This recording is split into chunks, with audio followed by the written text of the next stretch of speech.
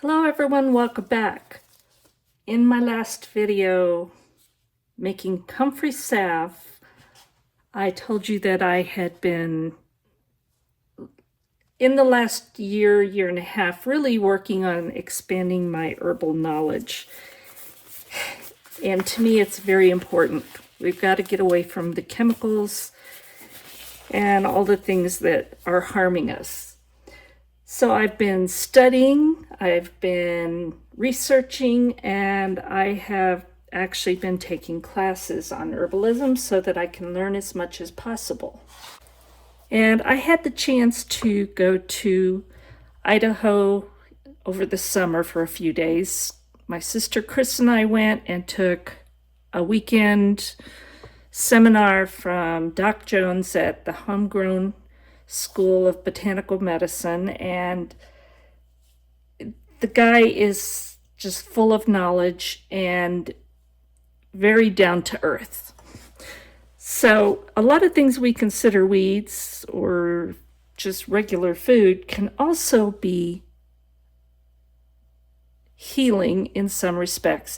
And I'm not a doctor and I'm not giving you any medical advice. I'm just doing what I have learned absolutely works for us. One of the most powerful things that I learned about while we were there is hops. And that's the same stuff they make beer out of. But so I bought some. This is his tincture for hops. We've gone through at least 2 jars of this, maybe more, since the end of July. Brian has been using this on his skin, on his knee, and he has had a lot of problems with his knees and a lot of pain. He puts this on and it helps so much. He also uses the comfrey salve that I just made, and he uses that on top of this. So I need to refill this because I can buy it from Doc Jones, but you can also make this very easily. So I actually had Brian buy the hops from his home brew store in town, and we kept them refrigerated till I was ready to use them. They're dried in a packet, but then I put those in a blender, and that blender made a fine powder. So I put that in a jar. Let's see, this was on January 23rd. I put this in the jar, and I used 1 part of hops, the dried powder, and used 5 parts of 100 proof vodka. You can use other alcohol, but honestly, there's the taste, and you absolutely need a high proof, at least 80, but 100%, 100 proof is better. So I put this together January 23rd, and I have been shaking it almost every day. I wouldn't say I made it every day, but most of the days. And what you see is this. And you can smell the alcohol a little, but you mostly smell just the herb, just the hops. And I've left it, today is February 7th. So that's about the normal time you would leave it. So I have left this to infuse so that the tincture would extract as much of the healing properties as possible. So now we need to strain it so that we can have just the tincture. Now you could, this wouldn't hurt you, but it would probably taste terrible, and you can't figure out how much to take. So we're going to take this, and this is just a clean men's handkerchief that I actually bought these just for this purpose. because cheesecloth is too thin in most fabrics. So this is just a good white tight weave. And we're going to just scoop this out of here, and you can see it looks like it's just solid, but it's not. So I'm going to scrape it down, get all of this in here, and I have the funnel. It's a canning funnel, and then I've got the handkerchief on top of that.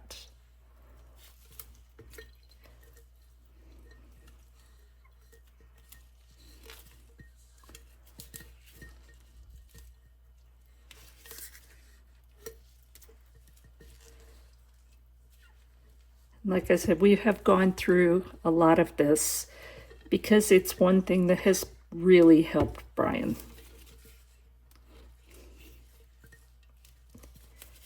And you can take this internally. There's nothing wrong with taking it internally. You would just use, I think it's a 1/4 teaspoon in a little bit of water of the tincture. But Brian says it seems to help better to just put it directly on his knee. And I've used it for aches and pains also, and it does help just like that. And I've used it externally. So I've got it in the handkerchief, and we're just going to squeeze it.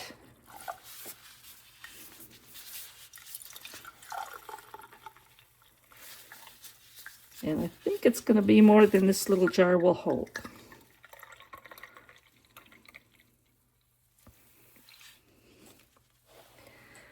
So I don't know if you can see, that's almost a 1/2 pint right there already.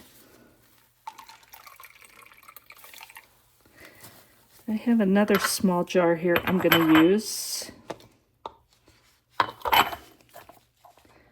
Move that out of the way so I don't spill it. And that's what it looks like. I am using gloves because your skin obviously absorbs this stuff. And I think my skin would be really happy if I did, but it's probably better I'm using gloves. And we're just going to squeeze it and extract as much of the vodka that's infused with the hops as possible.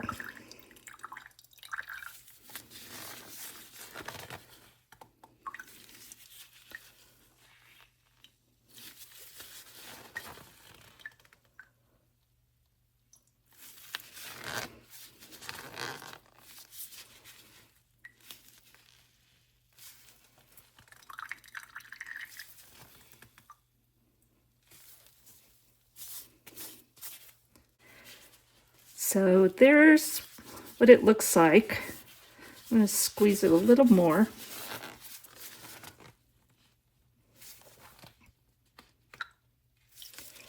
Now, if there's some residue that is left in the tincture, that's fine, and it's not going to hurt you. You're straining as much as you can out, but that will not hurt you. I mean, people drink beer. They use hops. So that's what I got out of this 1.5 pint jar that was mostly filled. It wasn't full. And now what I'm going to do is refill my little tincture jar because it won't hurt. And it's even got a label already. And I will mark it with the date that I made this, but it doesn't go bad. That much alcohol is going to pretty much kill any little bad guys that are in there. And this will last Brian for a while, which is great. And you save money by doing it yourself. So I encourage you to give making tinctures a try. This one was high on my list because Brian uses it so much, but there's a few others that we're using quite a bit of, so I will be making those also. Let me know if you have any questions down below. Please be sure and like and subscribe and hit the notification bell so you get notified about any other videos I'm making, and there will be more herbal videos. Thank you so much for watching, and God bless.